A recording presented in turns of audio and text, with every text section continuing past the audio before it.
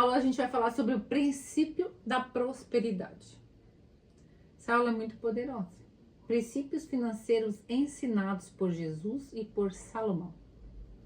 E o primeiro de tudo, nós vamos falar sobre esse princípio, o princípio da prosperidade.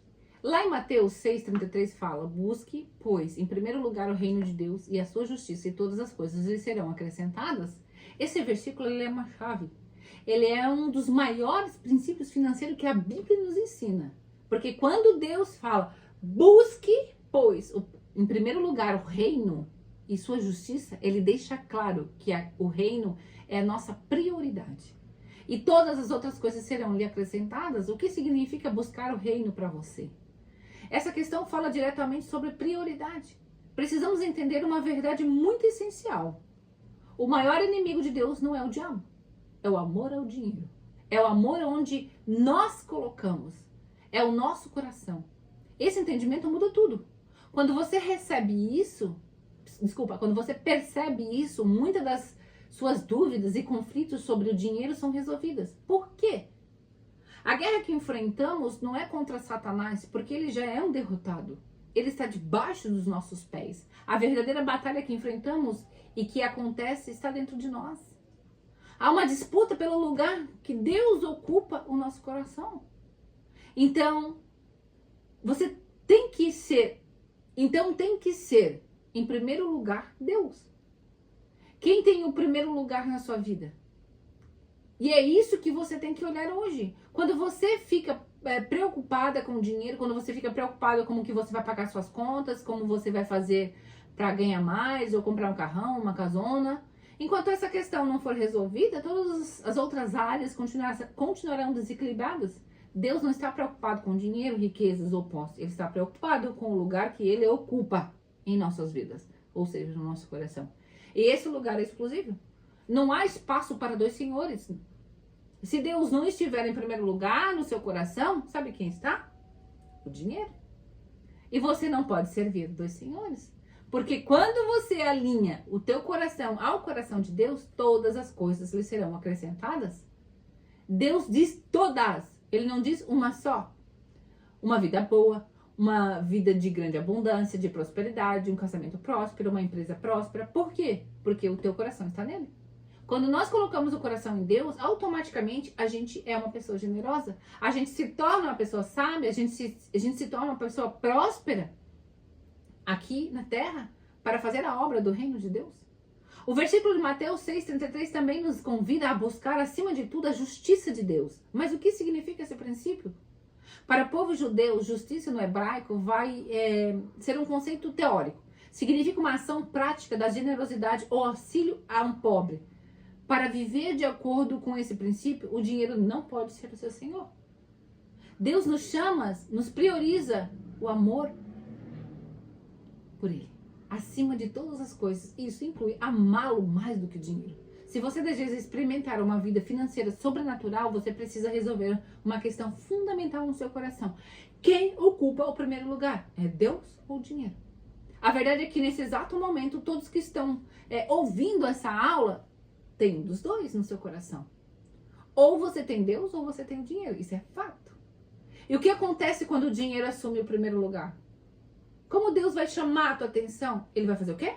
Ele vai trabalhar nessa área. Ele vai, secar a fonte. Por quê? Para que você perceba que há algo infinitamente mais poderoso do que o dinheiro.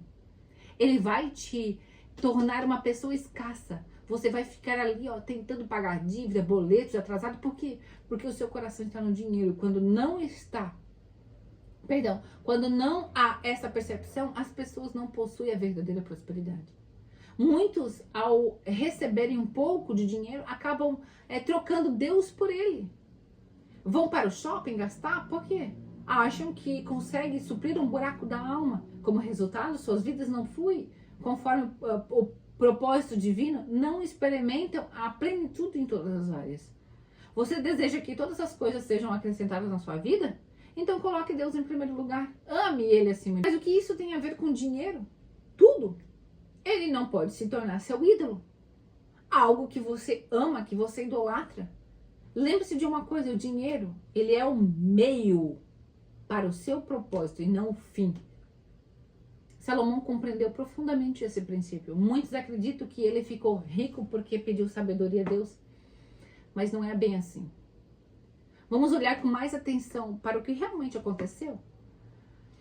Naquela noite, Deus apareceu a Salomão e disse: peça-me o que quiser e eu lhe darei. Salomão respondeu: tu foste muito bondoso com meu pai Davi e me fizeste rei em seu lugar. Agora, Senhor Deus, que se confirme a tua promessa ao meu pai, pois me fizeste rei sobre o teu povo, tão numeroso quanto o pó da terra. Dai-me sabedoria e conhecimento para que eu possa liderar essa nação, pois quem pode governar esse tão grande povo? Percebeu algo? Salomão não pediu sabedoria para ficar rico. Ele já era rico.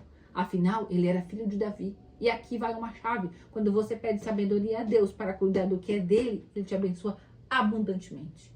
O problema é que muitas vezes pedimos sabedoria apenas para o nosso benefício, para ficarmos ricos e bem-sucedidos. E aí não vemos o resultado. Salomão nos ensina que a verdadeira prosperidade vem de quando nosso coração está alinhado com o coração de Deus. Preocupamos mais com o bem-estar dos outros do que com o nosso próprio. É isso que Salomão nos ensina.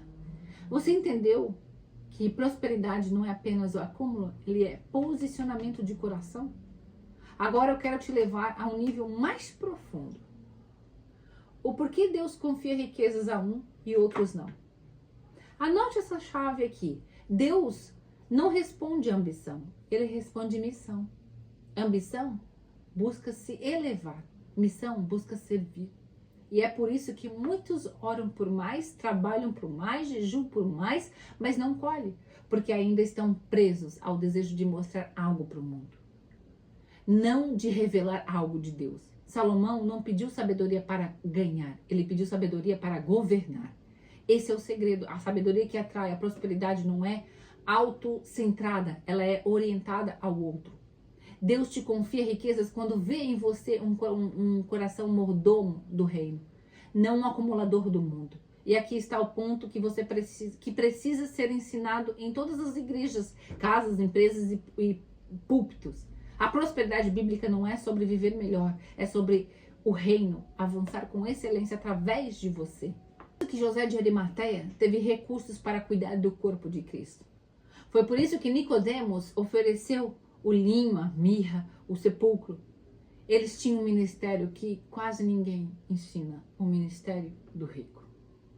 E você acha que Deus quer prosperar você para comprar mais sapatos, mais bolsas, mais carrão, casona? Deus, ele quer nos dar conforto, com certeza. Deus quer prosperar para você enviar missionários, para manter igrejas com excelência, para sustentar estruturas do reino, sem depender do mundo. Deus quer confiar finanças do reino a quem tem uma mente espiritual e um coração generoso. Mas porque isso parece tão distante para tanta gente hoje? Porque ainda estão tentando administrar um chamado espiritual com lógica carnal. Querem os códigos do reino com o comportamento do mundo. Querem resultados do céu, mas ainda negociam princípios com o sistema do mundo. Agora ouve isso com muito temor. Deus só entrega recurso onde existe governo.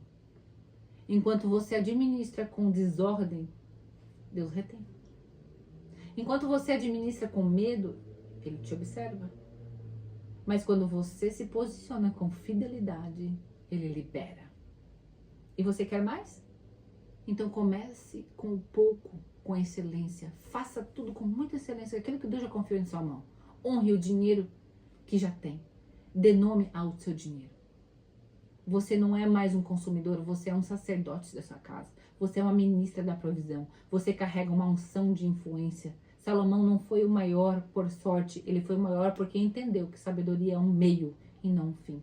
Dinheiro é uma ferramenta, não um trono. E prosperidade é uma prova, não uma recompensa. Quem você será quando tiver mais? Essa é a pergunta que o céu está fazendo para você nesse exato momento. E se Deus liberar tudo que você está pedindo, o que você vai fazer? O que vai mudar no reino? A resposta a essa pergunta define se Deus vai liberar ou se ele ainda vai esperar para que amanhã ou depois ele comece a liberar, abrir portas a você. Então medita nessa palavra, medita nessa aula. E eu quero dar um adendo aqui, que eu tô no espírito, quando eu estava ministrando essa aula, Deus já tinha me dado uma visão do que eu já estava fazendo essa aula. No meio da aula eu tive uma visão do que eu já estava aqui. Eu me vi fazendo essa aula, eu me vi. Deus me mostrou em espírito. Então, essas aulas, elas não vieram aqui para você somente ouvir e deixar, não, é mais um curso. Não. Ela é uma palavra ministrada ao seu coração, para que a partir de hoje você entenda o que vem governando o seu coração. Qual é o Senhor que você está servindo hoje? Lembra, a palavra de Deus é clara. Deus, ele quer ocupar o seu coração, ele quer ser o primeiro de tudo. E todas as coisas lhe serão acrescentadas.